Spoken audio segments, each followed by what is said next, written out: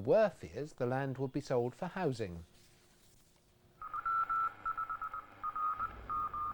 Historians say that by cracking the Nazis' secret messages, the codebreakers at Bletchley Park shortened World War II by 7 years. Until recently, what went on there was kept secret, and the site became derelict. But today, another step in spreading the legacy. It's not just important to Milton Keynes, it's not just important to the nation. I think it's a site of international significance, and I think that will be seen in the years to come. The government and British Telecom, who own the land, today signed it over to the Bletchley Park Trust.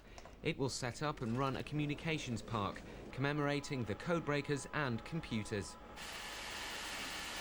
Tony Sale is ex-MI5 and one of the founding members of the trust. He's rebuilt Colossus, the world's first computer, and he's delighted at today's deal. I think in actual fact, as Churchill said, it's the beginning of the end rather than the complete ending point, because we've now got an enormous amount of work to be done in actually moving the whole thing forward into a different league. But even so, it is fantastic to have got to this point after so many years of slog and trying to get the recognition which we all felt that Bletchley Park needed.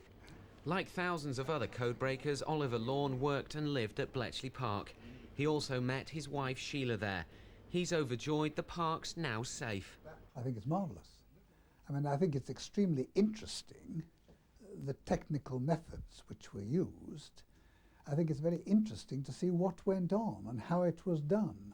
The trust now has to raise up to £20 million to start the renovations. Eventually, it's hoped that the site will be a fitting tribute to the story of the codebreakers. Tom Edwards, BBC Look East at Bletchley Park. Well, later in the programme, Julie has found an amazing